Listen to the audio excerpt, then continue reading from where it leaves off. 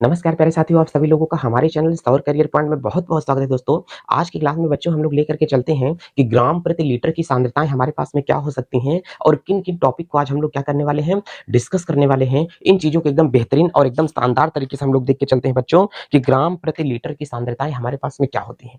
अब इन चीज़ों को बेहतरीन ढंग से लेकर के चलेंगे। बच्चों पहली बात तो देखना कि ग्राम प्रति लीटर की जो सांद्रता होती है, ये कौन-कौन सी ऐसी सांद्रताएँ हैं जो ग्राम प्रति लीटर के ऊपर डिपेंड करती हैं। तो पहले यहाँ से आप लोग देख लेना बच्चों कि हमारे पास में ग्राम प्रति लीटर की सांद्रता, ध्यान से देख करके चलो, ग्राम प्रति लीटर की यहाँ से क्या होती हैं, जो सांद्रताएँ होती हैं, ये कितनी ऐसी सांद्रताएँ हैं। तो हमने कहा कि ग्राम प्रति लीटर के ऊपर 3 प्रकार की सांद्रता होती है। बच्चों कितनी होती है? ग्राम प्रति लीटर के आधार पर 3 प्रकार की सांद्रताएँ हैं। एक तो हमने कहा कि यहाँ से बच्चों हमारे पास में क्या हो सकता है, यहाँ से मोलरता हो सकता है। कहें ठीक है सर। हमने कहा कि सर दूसरी सांद्रता यहाँ से क्या हो सकती है, नॉर्मलता हो सकती है। कहें सर ये भी ठीक है। हमने कहा फिर तीसरी सांद्रता भी होती है बच्चों, जिसे क्या कहते हैं, फॉर्मलता कहा जाता है। कहें सर इसका मतलब ये हमारे पास में जो डिपेंड करती हैं, इनका सब ग्राम प्रति लीटर होता है। हमने कहा हाँ, इनकी सबकी सांद्रता ग्राम प्रति लीटर के मान पर डिपेंड करती है। अच्छा तो सर पहले एक सांद्रता को पढ़ के चलते हैं। हमने कहा वेरी गुड। हमने कहा मोलरता का संकेत कभी भी लिखा जाता है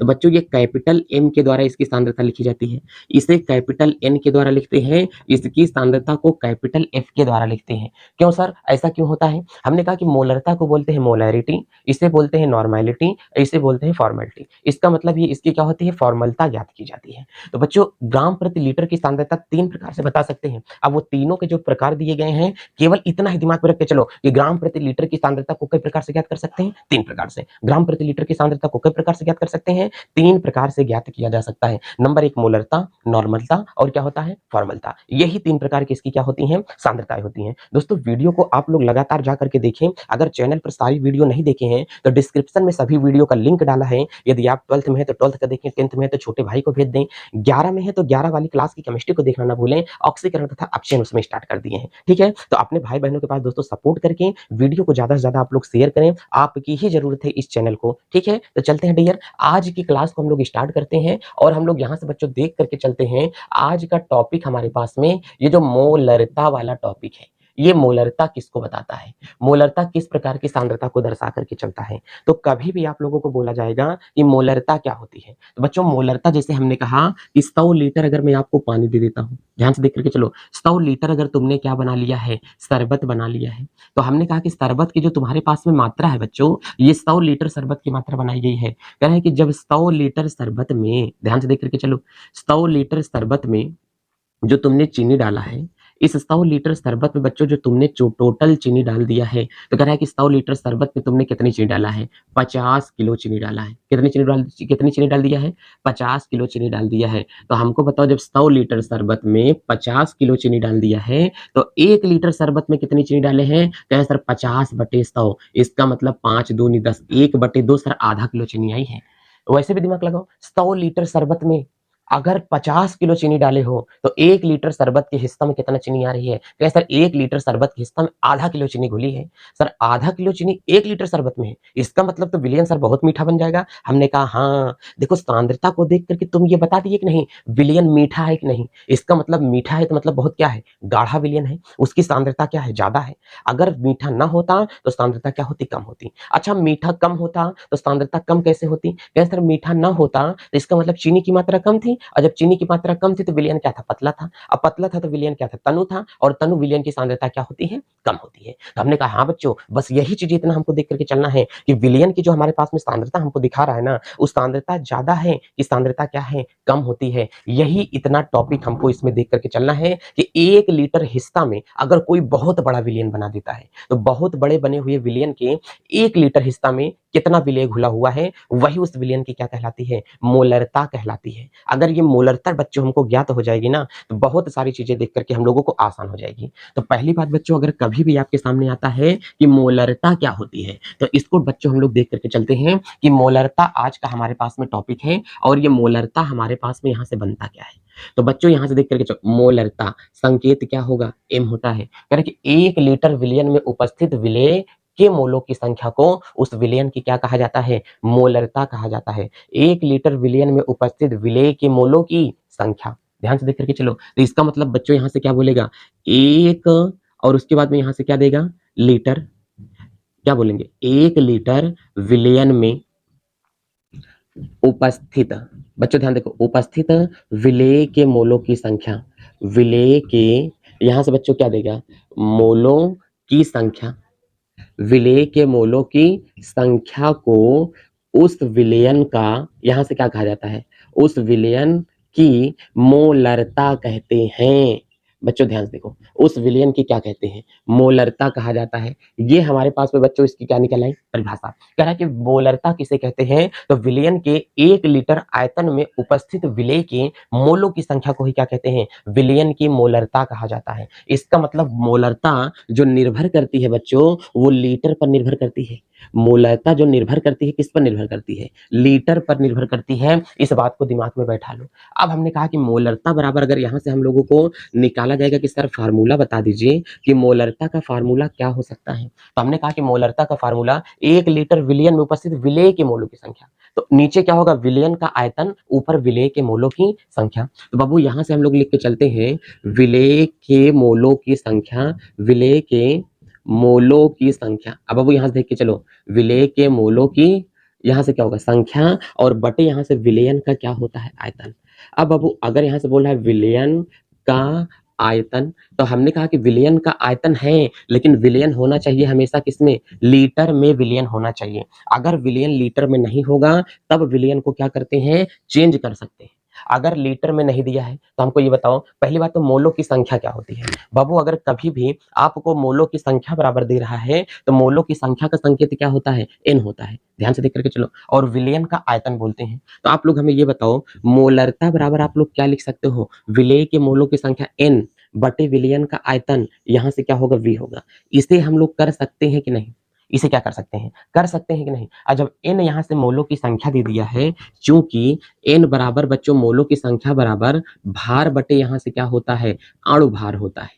और जो भार बटे अणु भार दोनों का किसका लिखना है, विलेय का ही लिखना है। इसका मतलब बच्चों हमारे पास में क्या होगा, विलेय का अणु भार। तो इसी का फार्मूला बच्चों अगर हम लोग बनाएंगे कि मोलरता बराबर फार्मूला क्या बनेगा, तो इस पे हम लोग रख देंगे भार बटे क्या होगा, अणु भार। इसको खिसका के थोड़ा इधर लाएंगे, तो फार्मूला यहाँ से क्या बना, भार बटे यहाँ से क्या होगा, अणु भार कर देंगे। अब गुणे, अच्छा देखो इसको हम लोग थोड़ा इधर लिख देंगे, तो यहाँ पर एक बचेगा कि नहीं, उसी को मैं खिसका दिया हूं उधर, 1 बटे विलयन का आयतन मैंने कर दिया है। अब बच्चों बताओ, 1 बटे यहाँ से विलयन का, जो यहाँ से मैंने आयतन लिखा, ये हो गया विलयन का आयतन, और विलयन का आयतन किसमें होगा, यहाँ से लीटर में लिखा जाएगा बच्चों। ये हमारे पास में हो गया विलयन का आयतन। अगर विलयन का आयतन लीटर में न दिया हो, एमएल में दिया हो, तो आप लोग चीजों को क्या किया करो, गुणा लगा दिया करो, चीजों को बच्चों गुणा मार दिया करो। जब गुणा मार देंगे तो हमारे पास में क्या हो जाएगा, विलयन की जो मोलरता निकल के आती है बच्चों, वो हमारे पास में क्या होती है, यहाँ से भार बटे यहाँ से क्या होगा, अणु भार, और गुणे यहाँ से क्या होगा, 1000। जब बच्चों मैं यहाँ पर 1000 से गुणा करूंगा, तो ये क्या अंश बटे हर नहीं है, 1000 से सिम गुणा कर दो, अलग से लिखने की क्या जरूरत है। तो हमने कहा 1000 और बटे यहाँ से विलयन का क्या होगा, आयतन होगा। जब आप लोगों को विलयन का यहाँ से आयतन किस में दिया हो, एमएल में दिया गया हो, तो ऊपर हमेशा क्या लिखा रहेगा, 1000 आपके सामने लिखा रहेगा। ये होता है विलयन के मोलों की संख्या। तो विलयन के मोलों की संख्या क्या है, 1 लीटर विलयन में उपस्थित विलेय के मोलों की संख्या को उस विलयन की क्या कहते हैं, मोलरता कहते हैं। ये हमेशा लीटर में ही नापी जाती है। मोलरता बराबर फार्मूला होगा विलेय के मोलों की संख्या बटे विलयन का आयतन। एम बराबर एन अपान क्या होगा, एन है मोलों की संख्या, वी है विलयन का आयतन। एन बराबर हम लोगों को जानते हैं कि होता है भार बटे क्या होगा, अणुभार। एन को हमने थोड़ा खिसका कर किधर लिखा, देखो जैसे यहाँ पर एम बराबर मैंने लिखा है एन अपान वी, अगर इसी को मैंने एन अपान जहां से जो मैंने लिखा है एन अपान वी कर दिया है, इसको मैं एम बराबर यहाँ से इधर लिखूं एन गुणे 1/v भी तो कर सकते हैं ना, वही तो मैंने किया है, एन गुणे 1/v। ये देखो इसका मतलब एन से गुणा करेंगे तो फिर तो यही बन जाएगा। तो यही चीजें हमको यहाँ पर मैंने कर दिया है, एन को मैंने ला करके रख दिया आगे, और जहां पर एन था एन बराबर रख दिया भार बटे अणुभार, एक के स्थान पे 1000 का गुणा मार दिया, और विलयन का क्या निकल गया, आयतन। तो इसका मतलब बच्चों ये हमारे पास में होता है विलयन की मोलरता। लेकिन कह रहा है कि विलयन की मोलरता किस किस के मान से क्या होती है, प्रभावित होती है। इसे हम लोग देख करके चलते हैं कि विलयन को प्रभावित करने वाले कारक। तो आज की हेडिंग ये हमारी कंप्लीट हुई। अब बच्चों इसी के बाद हम लोग देख करके चलते हैं कि विलयन की मोलरता को प्रभावित करने वाले कारक हमारे पास में कौन कौन से हो सकते हैं। बच्चों अब हेडिंग आ रही है विलयन की मोलरता को प्रभावित करने वाले क्या हैं कारक, वो कौन कौन से हो सकते हैं। तो बच्चों ध्यान देना कि विलयन की मोलरता को प्रभावित करने वाले कारक क्या होंगे।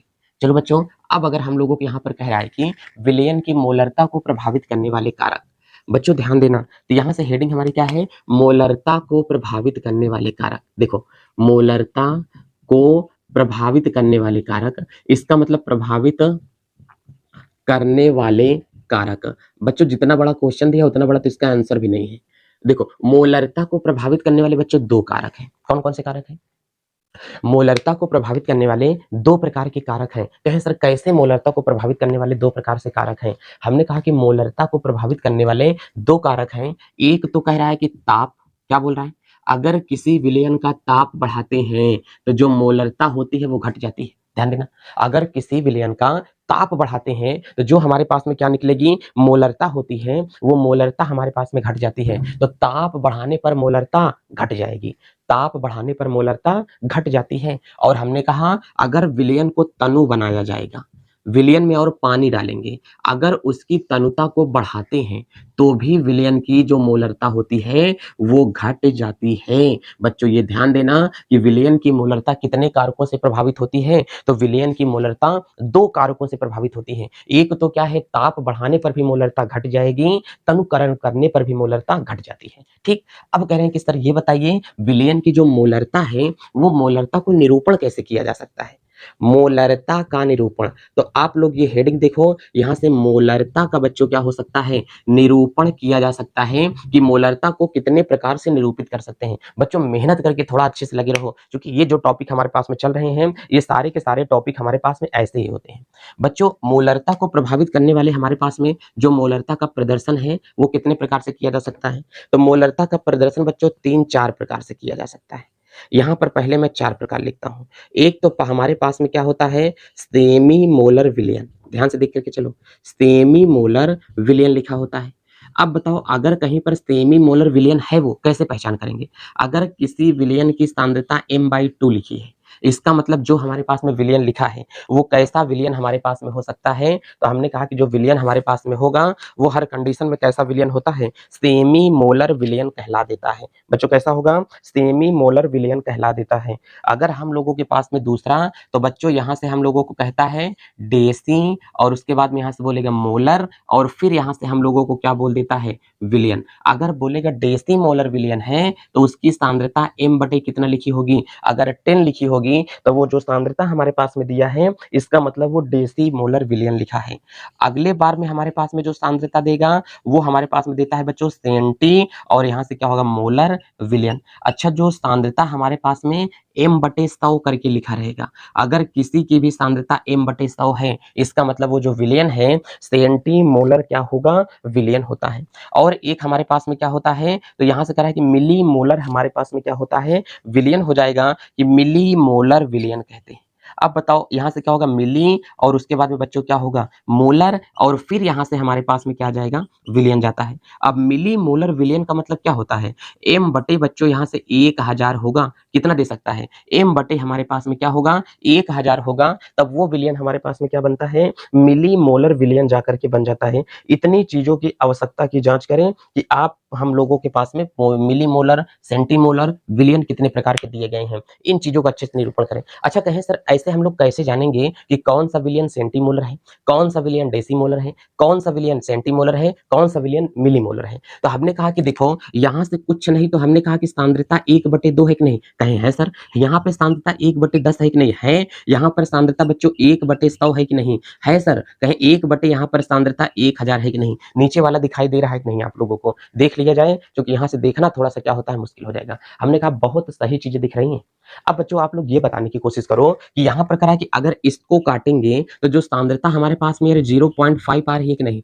अगर 0.5 मोल कोई विलयन है तो वो हमारे पास में कैसा विलयन होगा? सेमी मोलर विलयन होता है। अगर किसी विलयन की सांद्रता 0.1 m है तो इसका मतलब वो क्या होता है? डेसीमोलर होता है। अगर किसी विलयन की सांद्रता 0.1 m है तो इसका मतलब वो विलयन क्या होता है? क्या क्या कहलाएगा? सेंटीमोलर विलयन कहलाता है। अगर किसी विलयन की सांद्रता 0.001 m दिया गया है तो इसका मतलब वो जो विलयन होगा बच्चों वो हमारे पास में क्या कहलाता है? मिलीमोलर विलयन कहलाता है। बच्चों क्या कहलाएगा? मिलीमोलर विलयन कहलाता है। ये तो हमारे पास में है मोलरता। बच्चों क्या होता है? ये तो हमारे पास में दिया है मोलरता देकर के रखा है। अब यहीं से अगर हमको बोलेगा कि ये मोलरता है, लेकिन अब बताओ जो मोलरता को हम लोग निकालते हैं, उस मोलरता के बच्चों कुछ अन्य सूत्र भी होते हैं। ध्यान से देख करके चलना। जिस मोलरता को पढ़ते हैं, उस मोलरता के कुछ अन्य सूत्र भी होते हैं। इतना तो हमको पता होना चाहिए। अगर कितना m/2 है, तो क्या है बच्चों हमारे पास में सेमी मोलर विलयन। m/ कितना है 10 है, तो डेसी मोलर विलयन। अगर m/ हमारे पास में कितना दिया है, कितना 100, तो वो सेंटी मोलर विलयन है। m/ अगर 1000 दिया है, तो वो हमारे पास में जो विलयन बनता है बच्चों, वो कैसा विलयन बन जाता है, कहें सर मिली मोलर विलयन कहलाता है। कैसा बन जाएगा, मिली मोलर विलयन कहलाता है। तो डियर, इसमें किसी चीज की दिक्कत और परेशानी का सामना ना करें, थोड़ा सा भी आप लोग घबराए नहीं। अगर कहीं पर भी घबराते हैं तो उसको हमें बताएं। अब बच्चों हम लोग देख के चलते हैं नेक्स्ट टॉपिक, मोलरता का प्रभावित करने वाले कारक। ताप और तनुता बढ़ाने पर मोलरता घट जाती है। ये मोलरता का निरूपण इतने प्रकार से मोलरता को प्रदर्शित किया जा सकता है। अब हमने कहा कि मोलरता के अन्य सूत्र कौन कौन से होते हैं, तो हमको यहां से देखना पड़ता है मोलरता के अन्य सूत्र। बच्चों यहां से हम लोग देख के चलेंगे कि मोलरता के कौन कौन से ऐसे सूत्र हैं जो कि अन्य सूत्र हो सकते हैं। हमने कहा मोलरता का तो पहला सूत्र यही हो जाता है। मोलरता मतलब क्या होगा, m बराबर, मोलरता का पहला सूत्र यही है, विलेय के मोलों की संख्या। ध्यान से देख के चलो, यहां से विलेय, देखो वो विलेय के मोलों की संख्या। अब बताओ मोलों की, अगर यहां से आपको संख्या दिया है सवाल में, तो यहां से आप लोग लिख देना कि विलयन का क्या होता है, आयतन। बच्चों ध्यान से देखना, विलयन का क्या होता है, आयतन हमेशा लीटर में हो। अगर लीटर में नहीं एमएल में होगा तो ऊपर 1000 रख देना, एमएल वाली चीजें यहाँ पर रख देना।